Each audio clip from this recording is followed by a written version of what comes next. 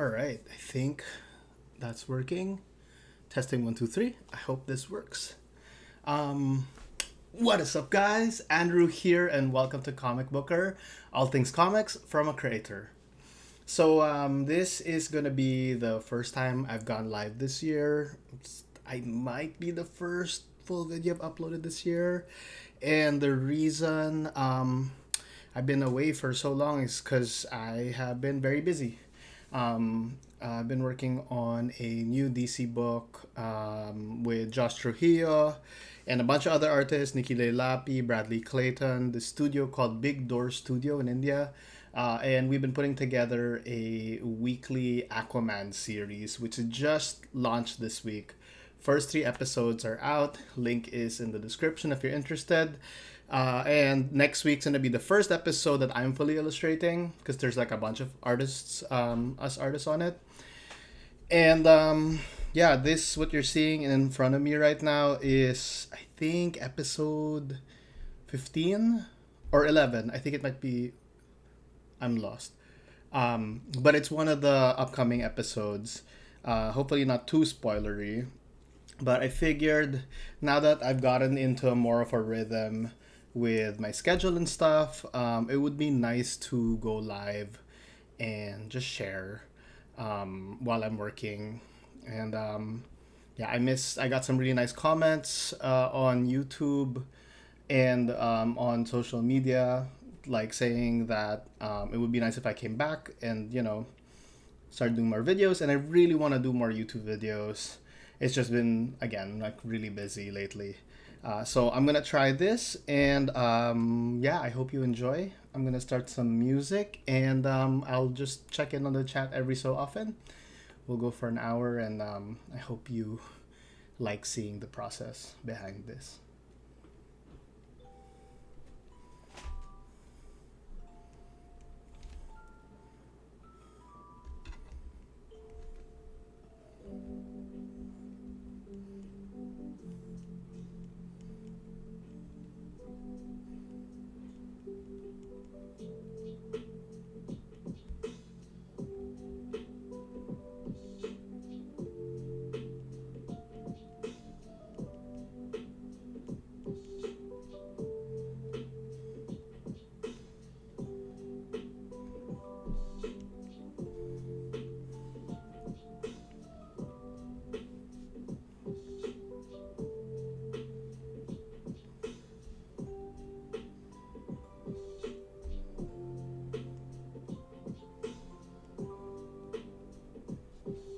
Whew.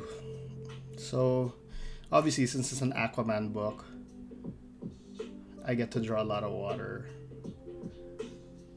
And it's really interesting when you think about like how many different ways you can render water. You can be really expressive with it if you want.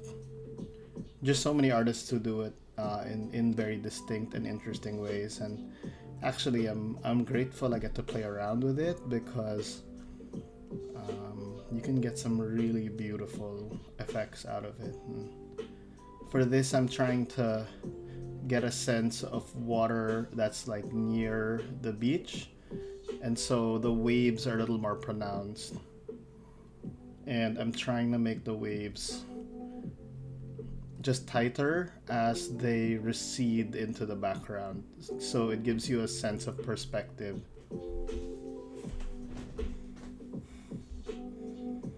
And you can see two of our main characters in the foreground just sort of swimming in. The episode is all about what they encounter in the island up ahead.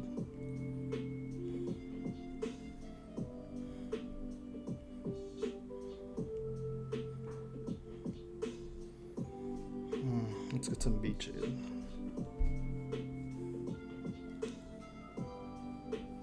Poken Noah, hello, welcome, sir. Long time no see. Nice to see you.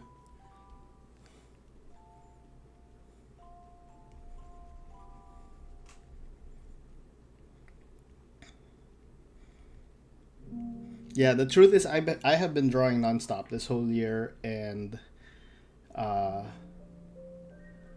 it's just been really focused, and because the book wasn't launched yet and stuff, like I couldn't show much of what I was working on, so there was just like, a lot.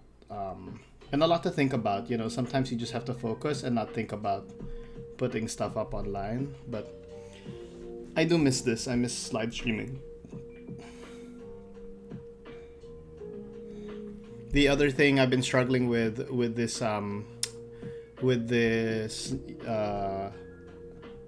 new project. This is my first DC series, and and it's weekly. So the schedules are really intense, the deadlines, and they're regular, and I really wasn't sure how I was gonna fold it into my daily life, because I'm juggling like a full-time day job, and yeah, it was just really like a bit of a struggle earlier this year, balancing everything. And I still don't feel like I've fully balanced everything. I think that's like an ongoing task. But it's a lot better now than it was when I started, maybe around February this year.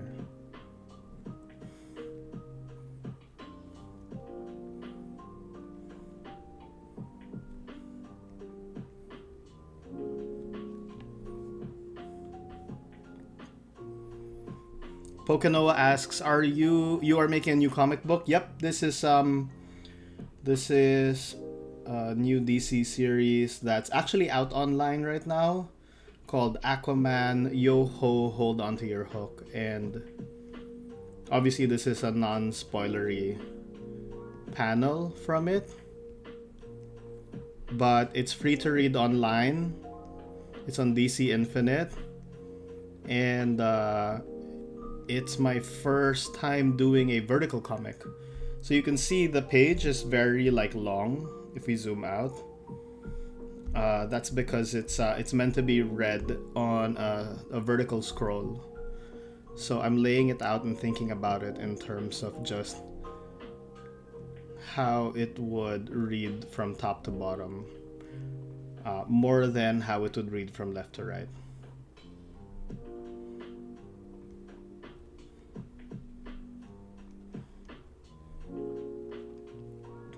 Tyler Smith in the chat. Hello, sir. Welcome. Thank you for joining us tonight. I'm just drawing a beach here as part of a comic I'm working on.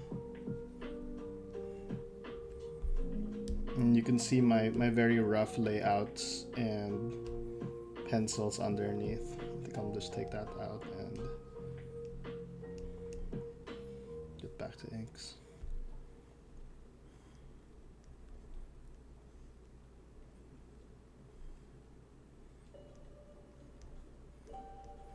Oh, Tyler Smith says, yeah, vertical scrollers is a different skill set. Yeah, absolutely. I am still adjusting to the mindset of it, because it's really, especially, at the start, especially if you're used to reading a lot of regular, pamphlet comics or manga. It's a different mindset. Your brain is just has to reorient itself to that style of storytelling, and I think too, because like there's so much film and movies that we watch, and a lot of them are horizontally based, and also when we think of our vision, it tends to be, our eyes are aligned horizontally, and we tend to look left, right, and all that stuff.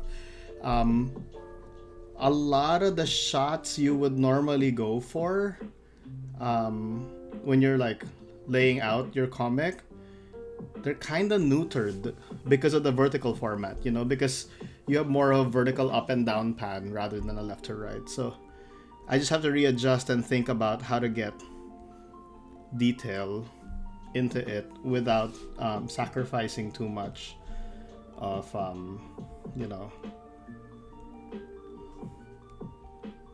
sacrificing too much of the format. I think there's ways around it, but yeah.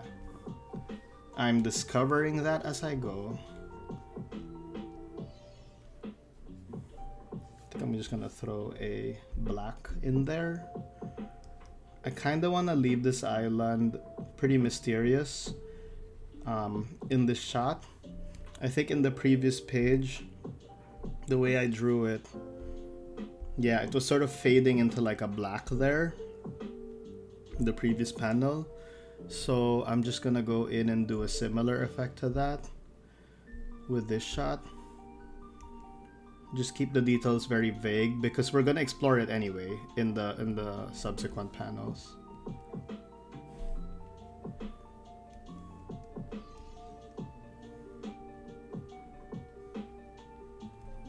Alright, I guess I should put an outline up here just to make it a lot easier.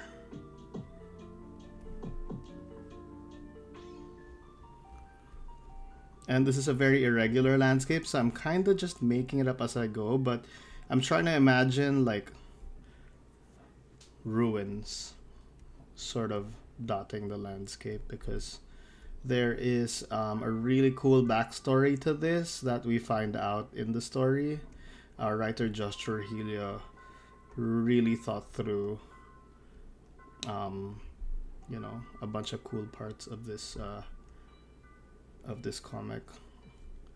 So I just want to make sure we imply it even in this early shot, you know.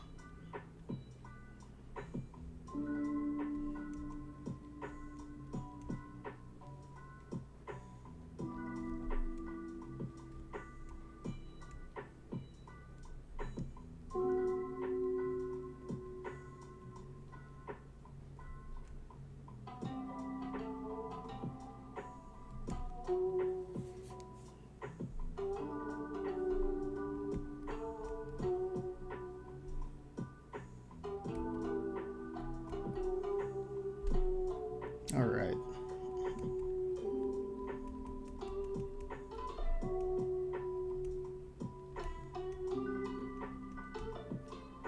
What's cool about like drawing landscapes like this is I feel like there's so much abstraction you can bring into it, you know what I mean?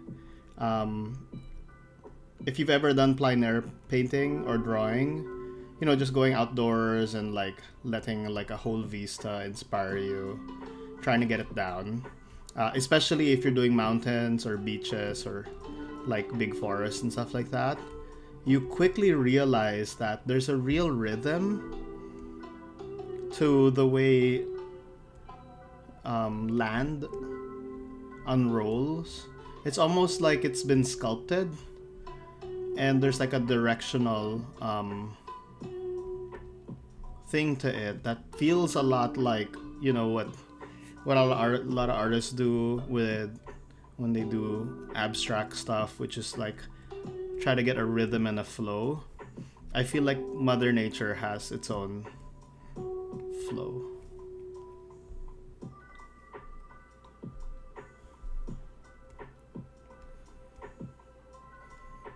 So I'm just trying to get the lines. You'll notice a bunch of these lines just are flowing from the upper right to the lower left. So there's a real diagonal feel to all of this. It's gonna look really cool once I put in the spot black, but I just want to make sure I have a lot of nice little spaces to breathe before I throw that in.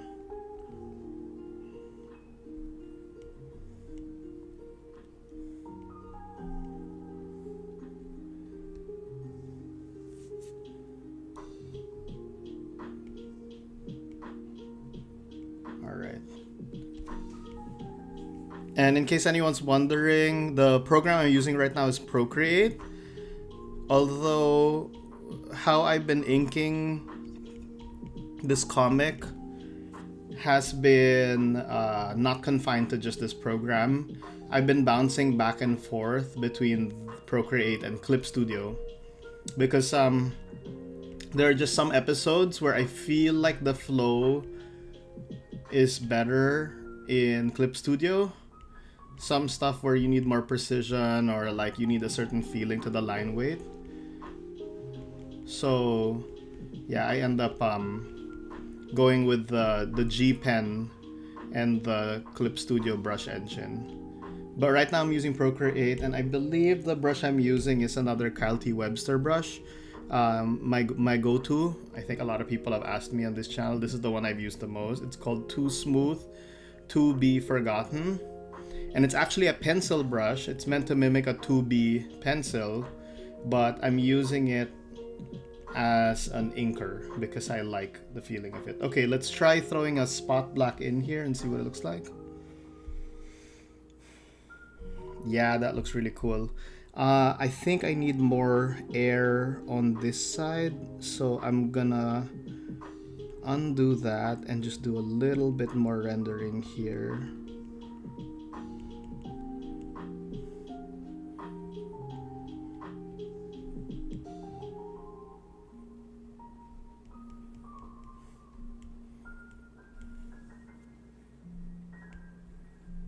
Boom. And as soon as I finish this panel, I'm gonna check the chat again.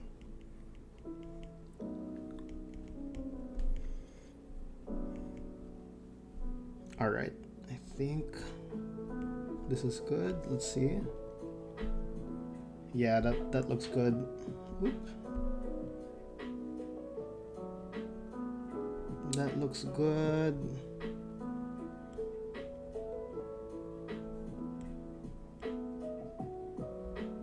Here we go. Something like that. I think is more what I want.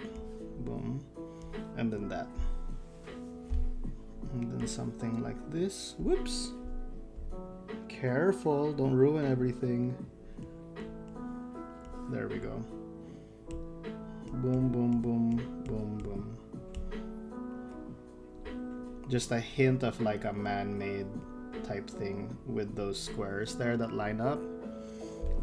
And I think I want to throw like one like statuesque figure up here. And then a little more rendering here and there. Some hatches, just to give like a sense of like a fade of light. Cause I really want the light to be doing that in this panel, you know, just an upward flow. So we'll do that. Hopefully the colorist picks up on my value hierarchy that I've sort of like laid down here. They're really good at it. But this is also like the most this is the most black heavy style of art that I've used in the series so far, with good reason because of the nature of this episode. So okay, I think that panel is done. Maybe like let's throw just a few extra black rocks here that have shadows. Not too many, just a smattering. Cool. And then I'm gonna move on to the next panel. All right. Oh wait, give me a sec. I'm using the eraser to quickly throw in some details in the shadows here. Not too much, just there. Okay, I'm gonna leave that alone now. Moving on, here we are at the lower panel, and our characters are emerging from the sea, as you can see from this layout. Kind of ink the main characters now for this panel, but I think I will ink this boat here. But let's look at the chat for a sec. Royal Wood Lucky says, how much time did you take on one panel Iron Man comic? Royal Wood Lucky, welcome. It depends on the panel. That's the simple answer. But rule of thumb, the more figures you have in a panel, the longer it takes to draw. When it comes to figurative art, it really comes down to, I feel like, the number of figures you're drawing. But I would say on average, I don't like to spend too long on a panel. Maybe, I feel like an hour is a good time, maybe 2. Yeah, I try not to take too long, but it really depends. There's one panel in the last episode I submitted. It's not yet out, but I just submitted the line work for it. And it had a steampunk version of Metropolis in it. And that panel took me like 2 days to draw, because it was just, there was so much detail, there was so much designing I had to do. And then there were there were 3 main figures in the panel, but there were also like a bunch of people in the background, and it just takes a long time when you have that much detail in your panel. And the reason I felt really comfortable like jumping on a live stream with this is because I think at least where I'm at today, the panels I'm working on are landscapes, and they're very like they're just generally very easy to draw. I don't have to measure much, and I can improv a bit more. So this stuff shouldn't take too long. I'm hoping in the hour that I'm live streaming that, you know, I get pretty far, but we'll see. I'm gonna get some, whoops. Let's see some pixels here. The perspective is slightly off, but also the boat is a little damaged at this point, so I think it's cool if it's a little lopsided, you know. Boom. Okay.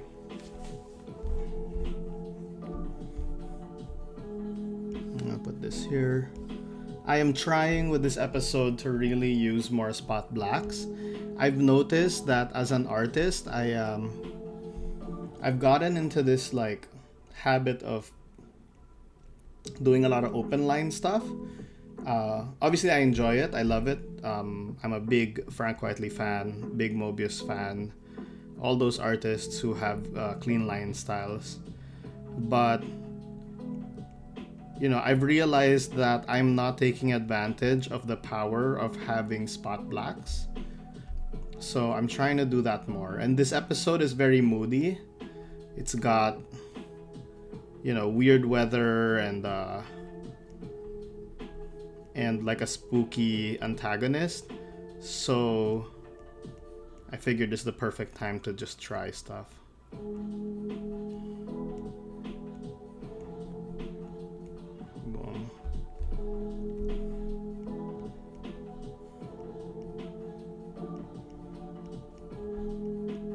Get some detail on the ship here.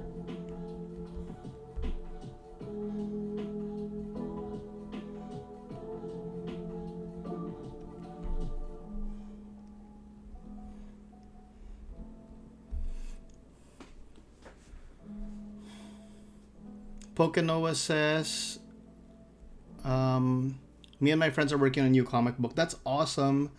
Pokenoa, I'm excited to read it. Please send it to me when you guys are done. I always love seeing like what people come up with. I don't like this track. Let me switch this. There we go. Panda Maru says, I didn't know you could stream from iPads. Is this the new M4 one? Panda Maru, no. I know I did a review of the M4 iPad. So you might be thinking I'm using that, but I'm actually using an M1 iPad. Shortly after I reviewed the M4 iPad last year, I had like a medical emergency and I had to return the iPad due to like money reasons. So I'm back to my M1 iPad, which honestly is still chugging along. It's doing a lot of good stuff, and I'm still very happy with its performance. So kudos to Apple for making an iPad that really can withstand the test of time. I think it's been, maybe close to 5 years now. I don't know how long this iPad's been out, but I really feel like I've done so much with this. I've gone on such a journey with this iPad, and it's still great. It's still great, and it's gonna get the new iOS coming up this fall. The new iPad OS, which does all these new sort of Mac-like features. I will say, so if you're wondering how I'm streaming, I'm actually connected via USB to a MacBook. And when you connect an iPad to a MacBook, it can recognize the screen as a video input. And if you boot up OBS, which is a free program, you can put in the iPad in as one of the video input signals, which is like how you're seeing it on your screen right now.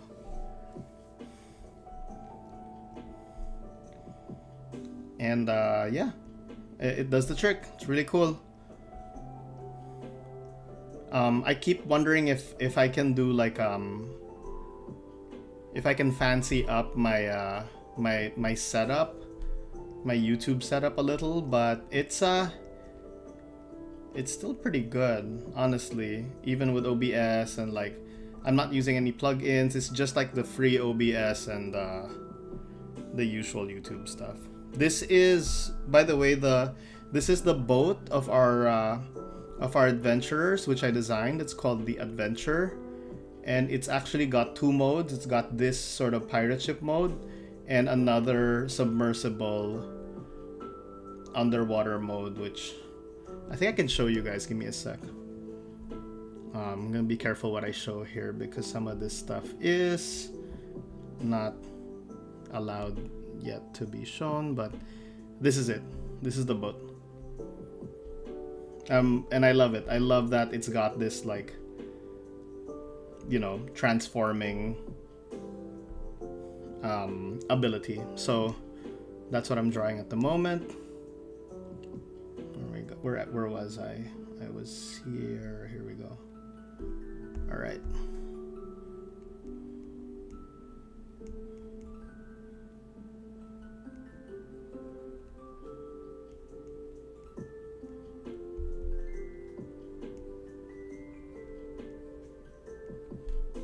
Boom, boom, boom.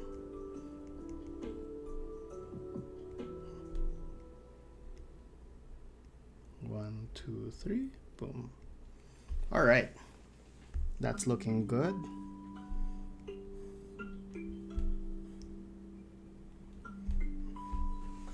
And one of the things I'm trying to think about is like how much of this water am I gonna render in versus how much am I gonna let the colorist use it, you know what I mean? Like you wanna give enough that they have something to work off of, but also like make sure there's a room for them to do their fun rendering tricks and stuff.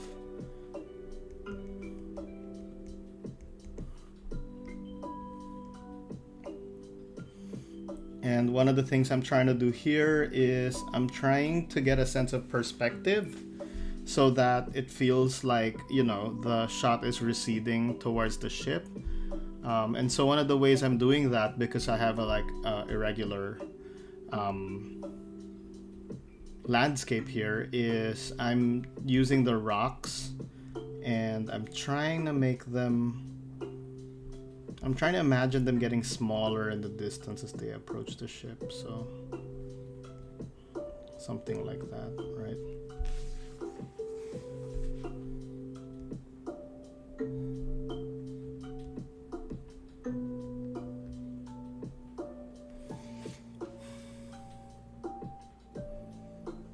Junk Drawer, hello. Junk Drawer says, art looks amazing. What does your streaming setup consist of? How do you stream from your webcam and iPad simultaneously? Okay, so I have a webcam in front of me here that is hooked up via USB-C to the MacBook. And then the iPad is also hooked up via USB-C to the MacBook. So it's just two USB-Cs going straight to the MacBook. And yeah, that's my setup. The iPad USB-C connection reads it as a video input device. So it's just super easy in OBS, which is a free streaming software you can download. I just found out that you can use it also to do streams to Instagram and stuff, but I haven't tried that, but I want to. It's really cool to be able to do stuff like that. I honestly, I'm just comfortable doing it on YouTube at this point. Even though I feel a little rusty right now. I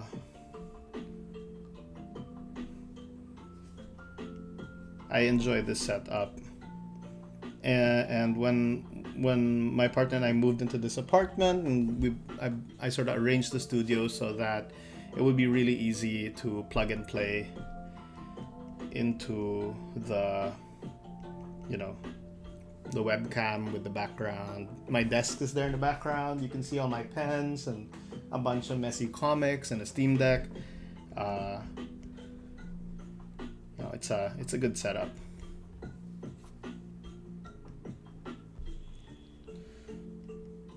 So, given that the rocks here in the foreground have heavy shadows, I think I am gonna also throw... Oops, what's going on? I didn't close that shape. I'm not closing that shape. Give me a sec. There we go. I also think I need to draw a heavy shadow under Jackson. You know, just to...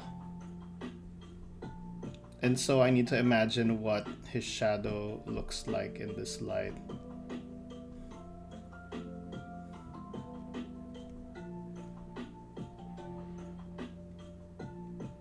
There we go, something like that. Whoops. Boy, this is hard. Trying to get it all to work.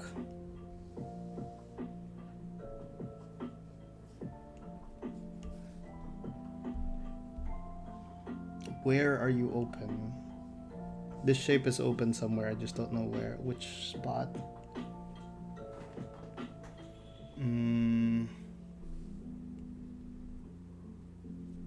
Here? One sec. Maybe it's just my layer that I'm on. Yeah, it's the layer I'm on. Merge down.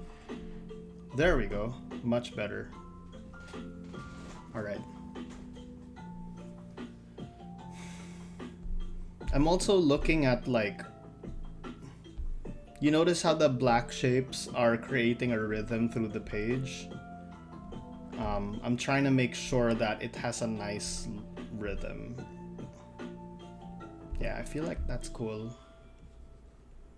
Maybe I'll cut into the shadow with the eraser a bit. Like that. Boom.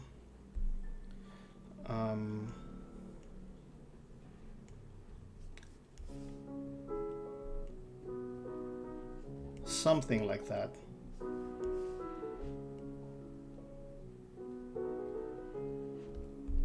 All right.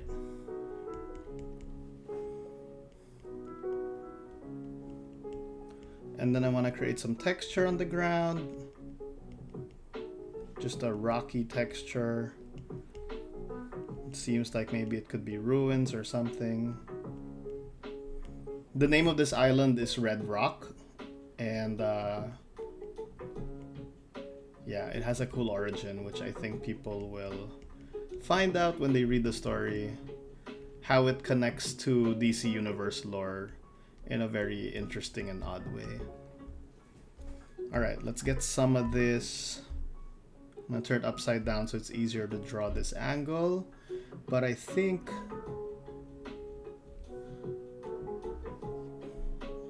It's time to get the water in. And actually, now I'm thinking about it, I think a little like more of a watery, foamy look to the water is better here. And then it turns into a cleaner shape as it recedes into the background.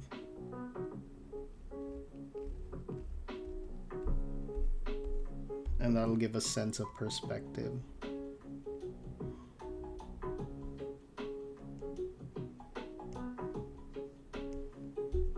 Something like that.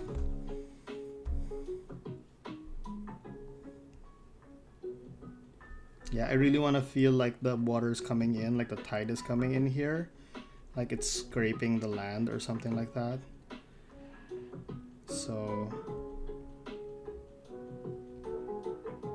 we're just gonna do a bunch of directional watery lines to get it to go that way.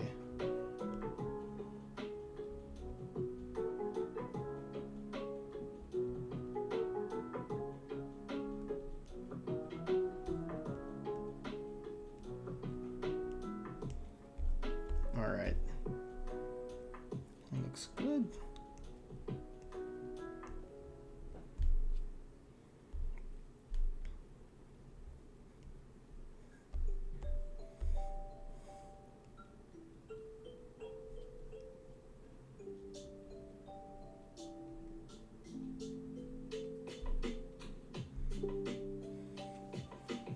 Original J Max, hello, welcome to the chat. It is a chill Friday evening here in New York City, and this is my first live stream of the year, and it feels pretty good. I'm very happy that all my equipment still works, and that it's working out pretty well.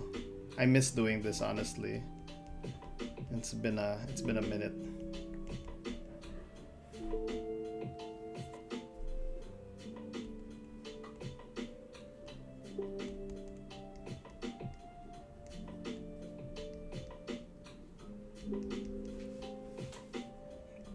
Yeah, it's just I've been very, very busy this year, juggling a lot of stuff. A lot of good stuff. It's a lot of good problems to have. My work, this school that I really love in New York called the Art Students League of New York, celebrated its 150th anniversary this year, and I was part of the staff putting all that together, and it was just a very busy time. And on top of that, I'm working on my first official DC series.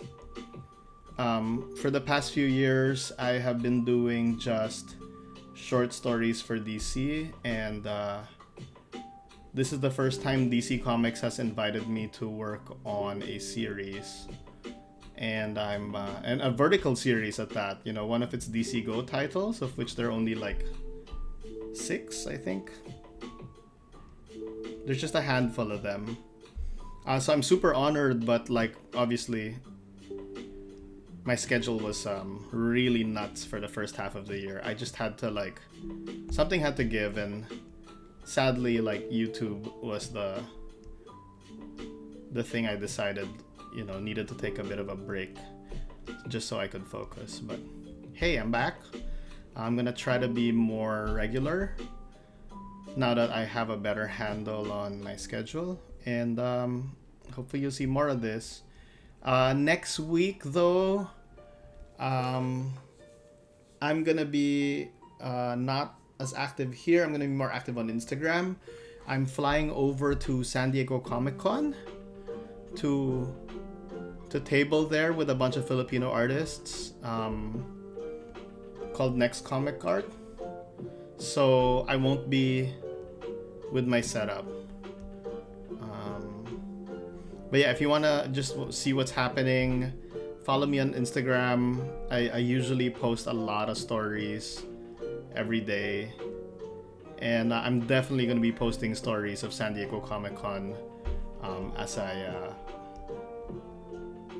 I go through the multiple days. It's a very exhilarating and exhausting event, simultaneously energizing and enervating. But I love it. This is gonna be my 3rd year at San Diego, my 3rd year tabling and doing all the DC stuff, and I'm just so excited to partake of it again. You know, I'm gonna meet my editor, who I'm working with on this series, and we're probably gonna talk about upcoming episodes and stuff. Oh, and for those of you coming in late, if you want to read the new Aquaman series that I've been working so hard on, it's actually linked in the description of this video. The first 3 episodes. I didn't get that. Could you try again? Whoops, sorry. That was my voice assistant. If you want to read the new Aquaman series, it's linked in the description. The first 3 episodes are out, written by Josh Trujillo, art by Nikki Leilapi. The designs for all the main characters are by me. And yeah, you can get a good chunk of that now. And if you hang on till next week, the first episode that I'm fully drawing comes out then. It is really awesome. It's got Harley Quinn and Poison Ivy. And I'm gonna be doing 3 episodes straight, so yeah. I hope you guys check that out. I'm really proud of the work I've been doing on this series. And actually, I should show you the designs because my editor said it was okay. These are the character design sheets for next week's episode. So here we have Captain Harley and Lady Ivy. And yeah, the next arc is gonna be set in that yeah. We're gonna meet these 2, we're gonna see that boat, and we're gonna see what's up with these guys. Are they friendly? Are they not so friendly? We'll see. We'll also see a bunch of plants and plant creatures, so it's gonna be really fun. And I had a blast drawing Harley Quinn. This costume is so fun in motion. I can't wait till people see it. Okay, wait. Let me go back to the page I'm on. There we go.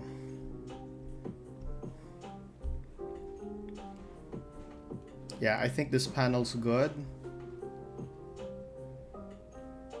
And I am gonna just let the waves fade.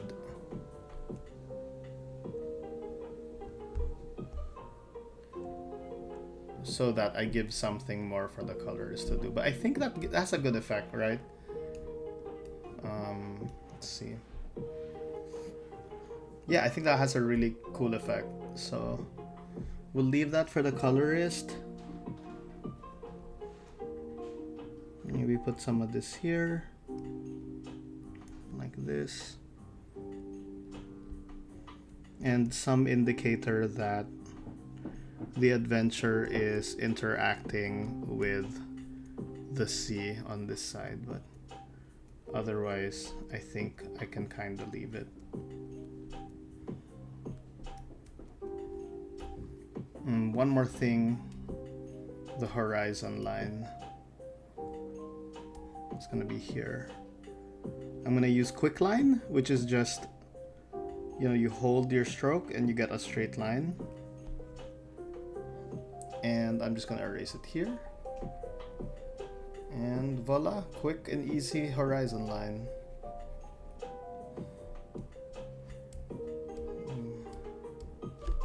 Oops. Merge down.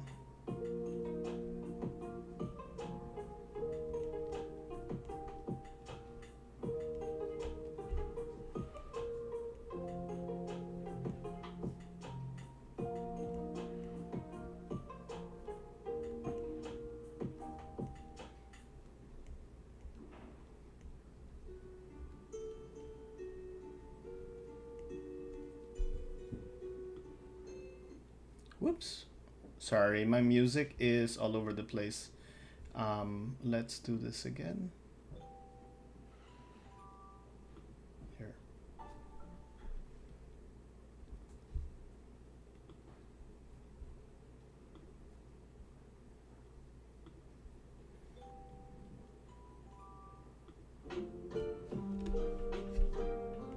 There we go. And we'll go to the last panel of the page.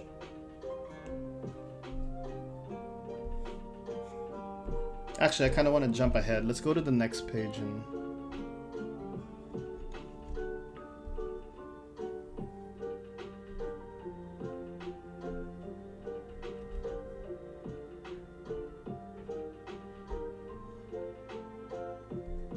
this stuff. Just so you guys can see what I'm building up to.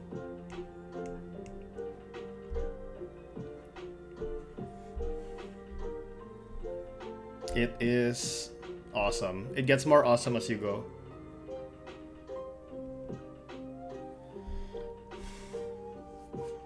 Okay, let's jump back on to here. Boom.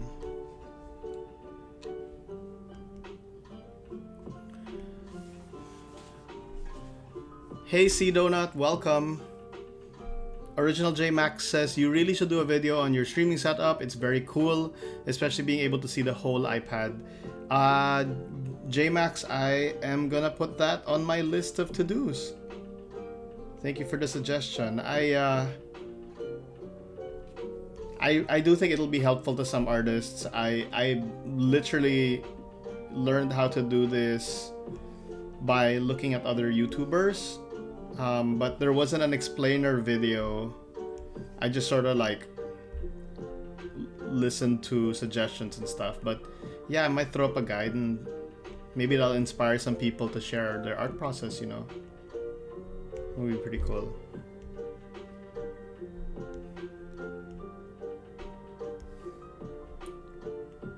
Boom.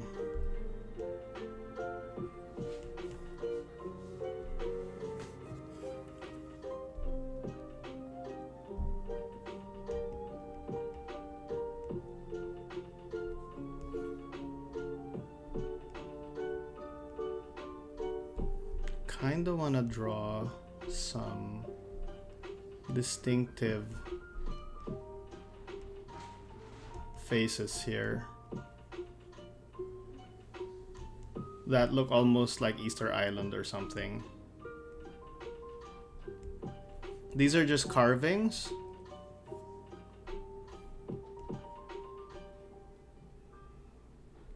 But they're weird carvings that make you wonder, oh, wait a minute. What does that remind me of, you know?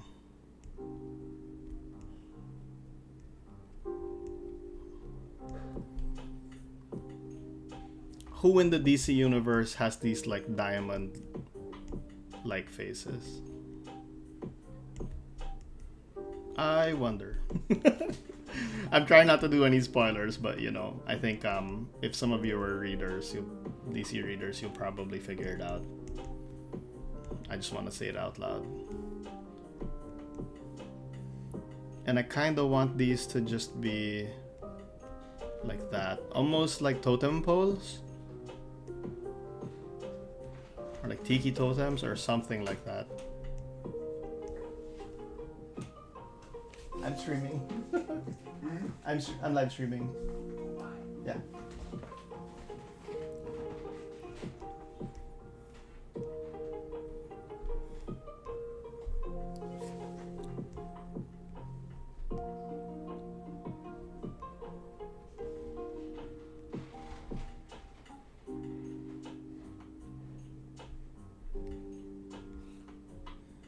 Boom.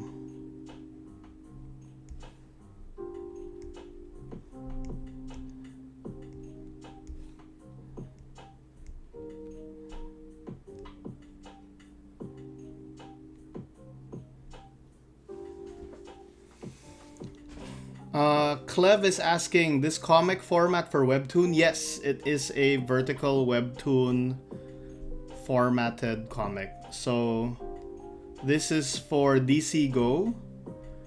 which is DC Comics' version of line Webtoon or tapas. You can find it on DC Universe Infinite. There's an app for it. And the first 3 issues of this comic I'm working on, Aquaman, Yo-Ho, Hold On to Your Hook, is free to read right now. You can just, it launched literally the other day, this week. So, fresh off the boat.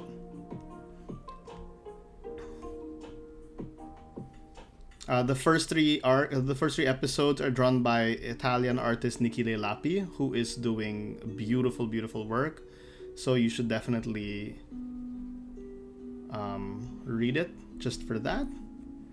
And next week is going to be my first episode, which I am drawing in the same manner in which I am drawing this thing in front of me right now. I'm just seeing my process, which I had to do a bunch of like adjustment and development and setup for my process for this comic, just because with the different format, and the different mood and all this other stuff, I just had to develop a new way to approach it. And also it's my first series, so it's like figuring out what works really efficiently for my schedule, you know what I mean? I'm gonna put little X's here, and maybe that'll clue people in.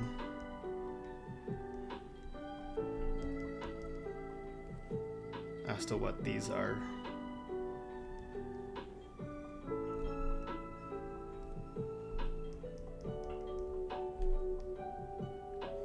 Hint, hint, they are a Justice League character.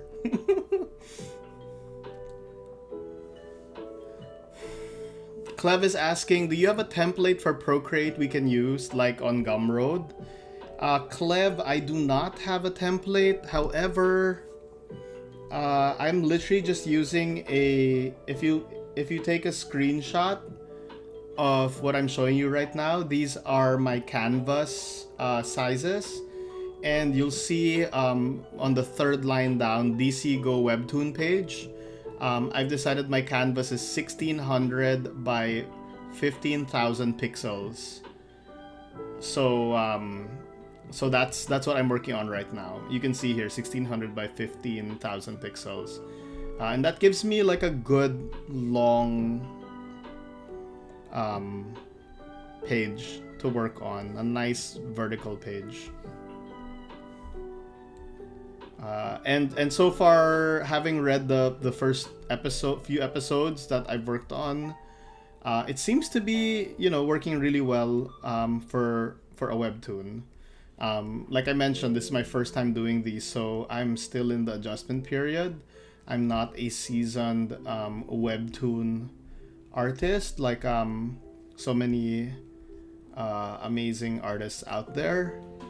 I tend to draw more traditional 11 by 17 style pages, but it's working out. And I think I'm getting a hang of it. One thing I've noticed is I'm really, unlike some of the other artists I see on the platform, I really like going long. So I really like making the long panels that, force you to just have a vertical pan. And I just think it's a really cool effect. And for this, it's since we're showing like a bunch of landscape stuff, right? Usually, if I were doing this in a regular comic, I would do a very horizontal panel. But what I'm doing is I'm making it work really vertically. So I'm creating like a lot of layers that tier upwards, so that you really get this sense of like, perspective and scope and scale. Yeah, that's one thing I noticed having read a bunch of these webtoon style comics now.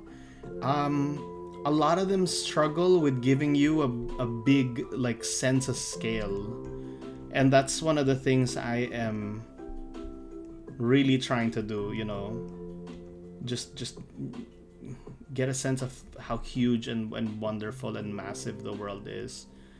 You know, a lot of webtoons tend to have just, you know, 80% close-up faces and not much environmental stuff. So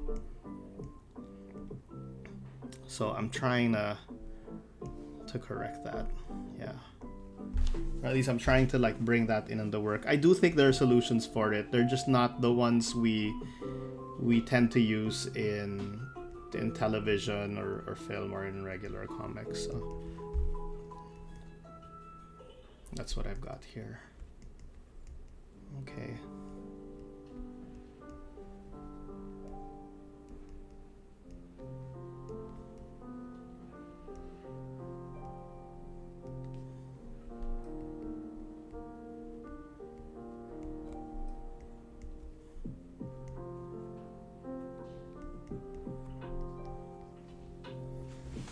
All right, how are we doing on time? Oh my gosh, it's Silver Phantom X. Hello, hello.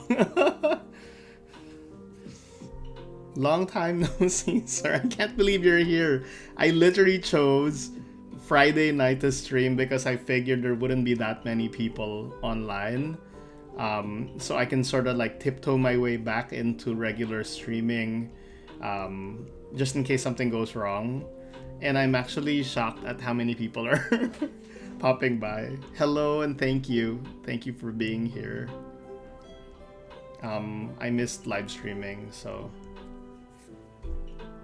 yeah, this is I am on deadline with DC right now, and so you are getting a peek into my non-spoilery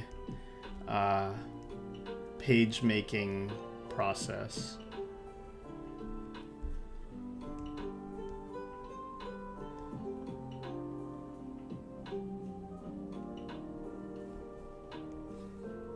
Oh no. Whoop. So I think in the layout I threw this tablet up here because I thought it was gonna be like, you know,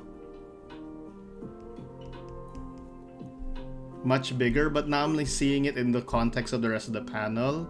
I'm actually gonna make it a lot smaller. I'm gonna make it like this.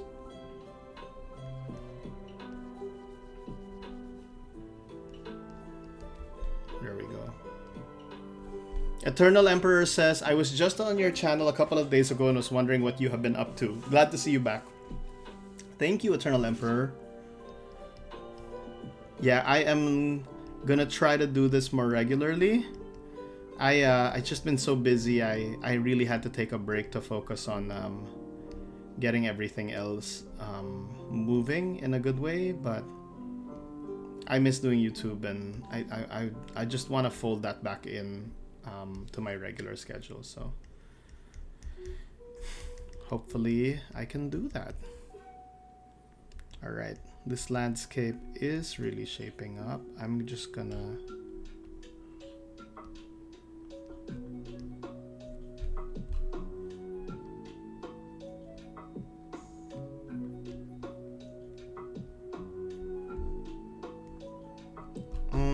that shape's not working for me. I think something like this.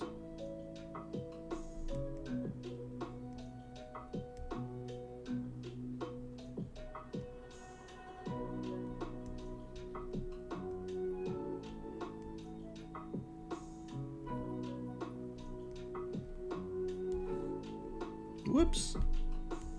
Close the shape. Close this shape.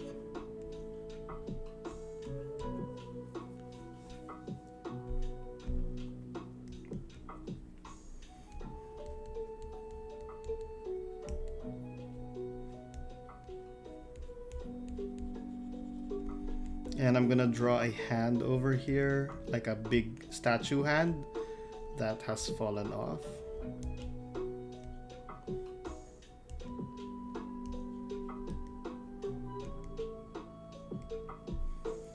I love drawing rocks, I swear. If there's one thing that is so fun to draw, something that never fails to be fun, it's just drawing rocks and rubble. It is. It's like potato chips. It's so addictive. You just want to draw more and more. You just want to render out forever and ever and ever.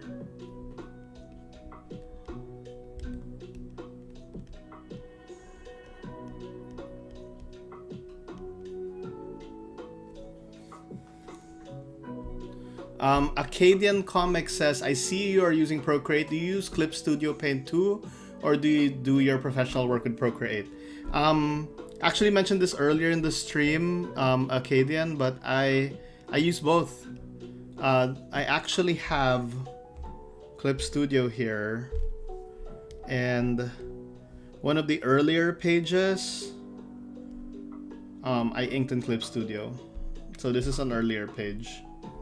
Inked completely here in Clip Studio. Had a lot of fun with it. Was using the G Pen. So, and actually when I do Clip Studio, I like to Procreatify it. So I go up here on the upper left and switch to simple mode, and it looks like Procreate, you know. So you know, both are really good. For me, it depends on what I'm trying to do, or what the story demands. You know what I mean? Like for this story, I'm doing this weird thing where we start off relatively clean in line work, and then it gets a little rougher and rougher as we go into the middle of the story, because we go into these ruins, and there's oh my gosh, I don't know how to say it without spoiling anything. There is an incident, like a mind-bending incident, that puts our characters through a rough time. And so I like the art to kind of reflect the roughness. And so I'm going now into Clip Studio instead of Procreate. And instead of, because I started the story with Clip Studio's G Pen brush, right? And now I'm using Too Smooth to Be Forgotten, a chunky pencil brush as my inker, to give a sense of that roughness as we get further into the story. So I'm just playing around. I'm like, you know, trying to get some effects in, trying to see what works and what doesn't. I'm really grateful that my editor is just so open to me trying out stuff. I feel like I've gotten a lot of freedom to really experiment and play around with stuff in this comic. So I'm taking the opportunity to explore and see what works best for the story, and, you know, obviously like what I can accomplish as an artist and with the tools in front of me. Kova's Lookout says, Yo, Andrew, I read your Aquaman comic. I love it. That's so good to hear, Kova. Wait till you see the next 3 episodes, which I drew. I'm really proud of it. I think, you know, I hit, I don't know. I mean, a lot of you guys are artists, so like, you ever get that moment where you feel like you've you leveled up a little bit, like you hit a new, like you unlocked a new skill or like a new level or whatever. I feel like I did that with you'll see in the next 3 episodes of Aquaman. As the story progresses, my art goes through a very slight shift, but I feel like it does a shift up in a way that I'm really happy with. I think there's so many lessons I learned drawing that arc, and I'm still learning, that I'm gonna carry with me forward as I make more comics in the future. Like, I feel bad that some of my creator-owned stuff has taken a bit of a backseat recently because of you know, the priorities of this and the schedule. But on the upside, I feel like when I do get back to some of my creator-owned stuff, I'll be bringing a lot of like cool new tricks there. So Rudy Vela is asking, how do you go about determining the madness in the details in the rocks? So, Rudy, I am just going with the flow with it. I don't know. So I've done a lot of like plein air stuff in the past. That's just drawing outdoors, painting outdoors, and I've drawn a lot of landscapes. And that's sort of what I'm thinking of as I draw these rocks. I'm trying to think of the flow of the landscape and how it dips in and out and up and down. And then I'm just sort of rendering it in. And it's very fun. It's really like I was mentioning a while ago that like it reminds me of abstract painting where you're not thinking too hard about the solidity of the forms, the geometry of it and everything. It's more like you're sculpting into it, you know what I mean? And just getting like a nice rhythm to the movements. So if I take out the underdrawing here, I think we're in a good place with this panel. And I think I'm almost ready to just let it go and move on to the next page. Yeah, I think let's move that. One thing to remember with linear stuff, when you do line art, you're always every line you do, you're trying to express form. So one of the things I'm trying to think of is like, where is the form moving? What is the surface moving towards or away from you, or in which direction? And so every little like streak or dot or whatever is trying to follow that like surface that I'm imagining, just so I can get it to feel like reality. Because ultimately this is just like 2D marks on paper, you know what I mean? It's flat. But as an artist, you're trying to create this illusion of three-dimensionality, and it's actually really awesome how you can get that happening with little effort, you know what I mean? Just following a flow and a rhythm and a vibe until it materializes into some kind of reality in front of you.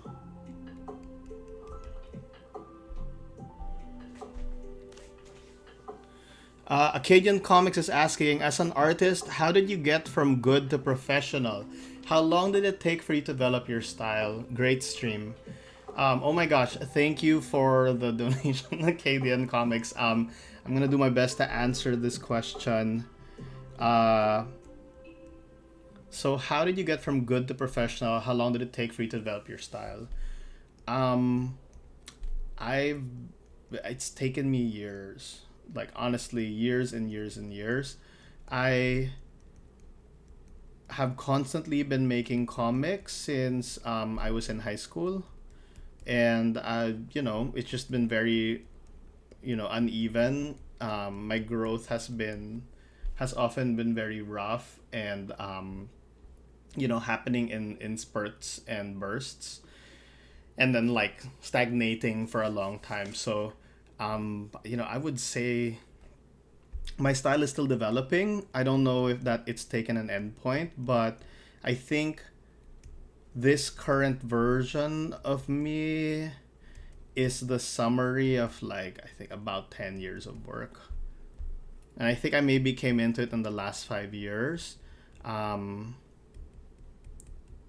I don't know that it's really a style so much as like an accumulation of techniques that I've managed to acquire and make work with stories over the last few years. So I do think like most people, we love certain artists because of their styles. We tend to fixate on how they draw faces or like how they render this or that. But ultimately, like especially in comics, you're trying to tell a story. So the rule is whatever. It's the rule of cool, which is whatever looks cool. and also the rule of whatever works, whatever your meager abilities as an artist are able to accomplish. I'm no Alex Ross, I'm no Jim Lee, but I'm doing my best to use what I have to good effect to tell the story. Um, and then going from good to professional, it's really just, I feel like it's putting work out there, and I really think, once you put your work out there and once you choose to engage with an audience beyond your close friends and family, you are already a professional. So I feel like you don't need to wait for an editor or a publisher to give you the fiat or the green light, or to even pay you for your work. I don't think you need to be paid by someone else to be a professional. There are plenty of self-published artists out there, independent artists who I consider professionals, and they make their own food in the sun, and I absolutely respect that. Especially in comics, it's such a badge of honor. So yeah, I think just be choosing to put your work out there immediately makes you professional. Now, there are people who feel that, actually, I think I'm over rendering this. I'm gonna move to the next panel. There are people who feel that professional means like your work has a certain quality, like there's a certain level of technical ability that you have to demonstrate in order to be professional. But one quick look at fan art on Instagram and you'll realize that a lot of fans can actually like get up to a high level of technical ability even without any professional gigs. So I don't know. One thing I will say, I went to art school. I recently, when I moved to New York in 2016, I took a 4-year certificate course in painting, and I did a lot of life drawing, a lot of oil painting, a lot of watercolors, and just a lot of academic, educational art making for 4 years. And that's really helped me harness all my abilities to draw from imagination and just augment them with all these other fine arts techniques. So that's I bring a lot of that to my work, and it's honestly it's stolen from art school. All these amazing teachers I've been able to work with, so I'm grateful. And then one last thing is, like, you are the sum of all the artists you love. You know what I mean? Your taste dictates eventually what your art looks like when your ability catches up to your internal barometer. So just make sure you read widely and open yourself up to a lot of influences.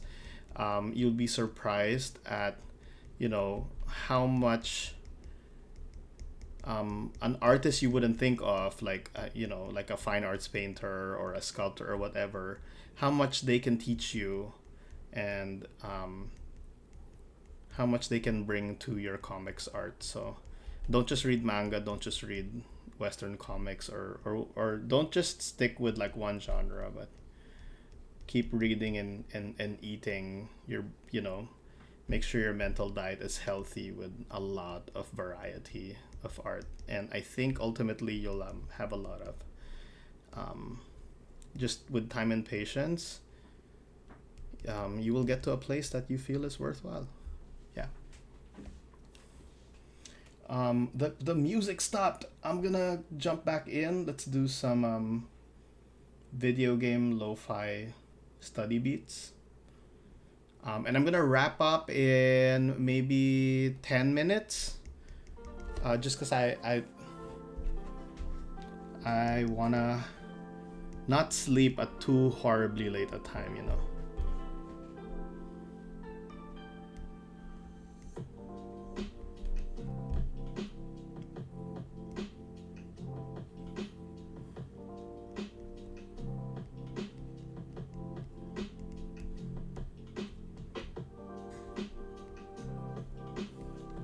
but thank you for asking the question. I I appreciate it. You know what I mean? It's nice to like be forced to think about these things. I think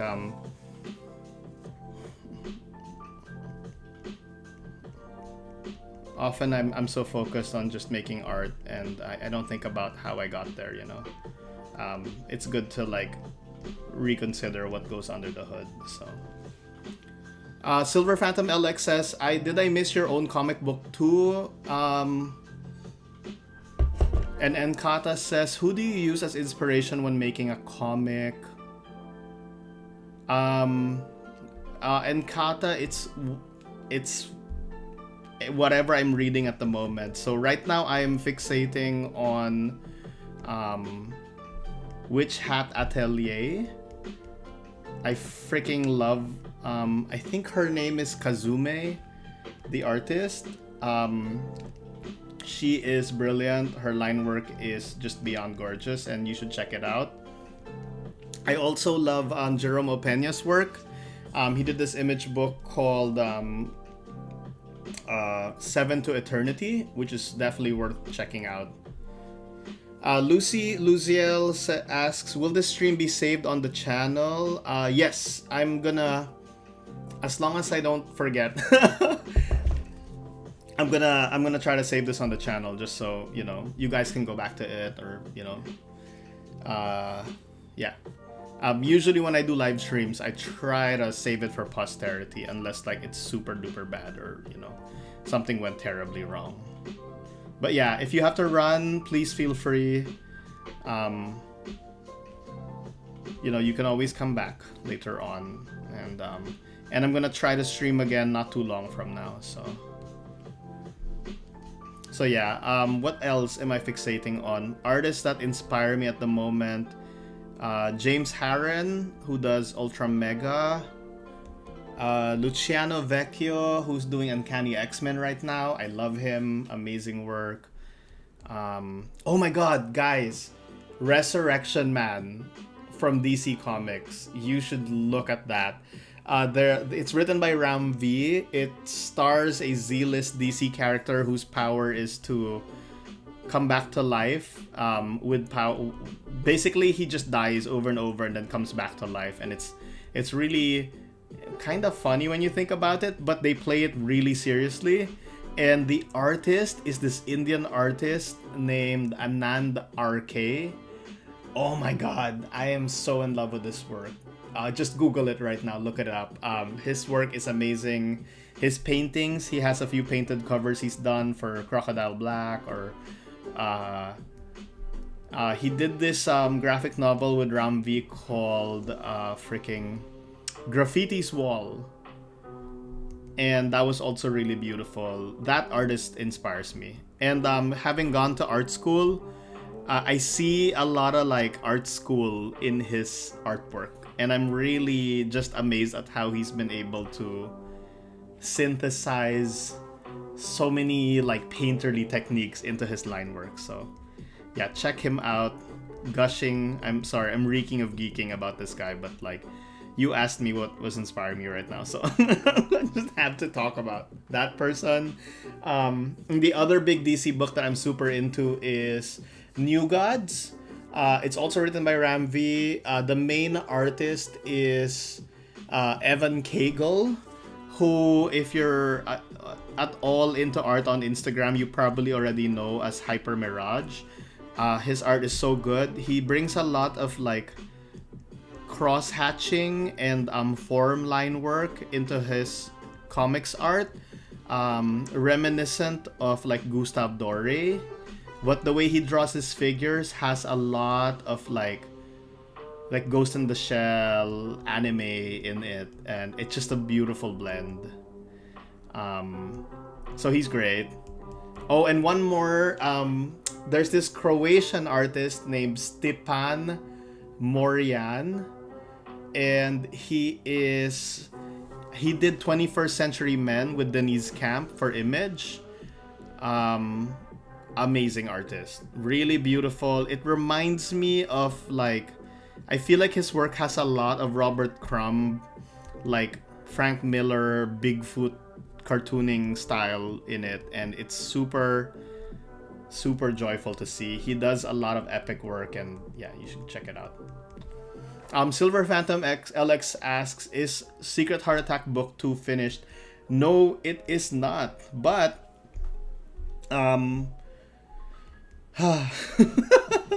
it is in the back burner, Silver Phantom. I'm so sorry if you're waiting.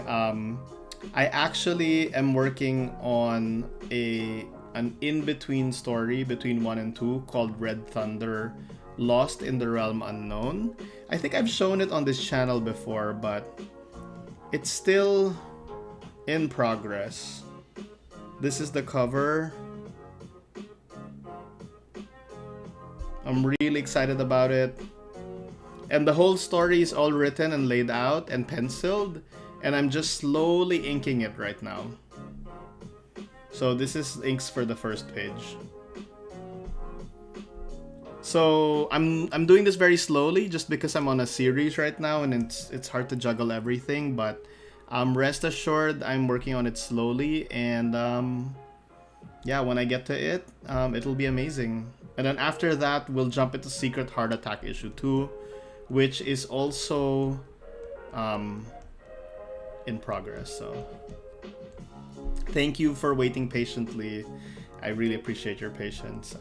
And honestly, like, all these delays are gonna make for a better book in the end. I really feel so. I feel like all the lessons I'm learning doing like these DC books and these mainstream things, it's gonna be so awesome bringing them to my personal work. I think it just makes everything richer, you know what I mean? All right. Okay, so I think I gotta wrap it up because I gotta get to bed soon. But really, for those of you who are still here, thank you so much for being part of this stream. Thank you for the warm welcome back to YouTube. I'm sorry to have disappeared for so long. I'm gonna try to do this more often. I love you guys. I hope you're making good art.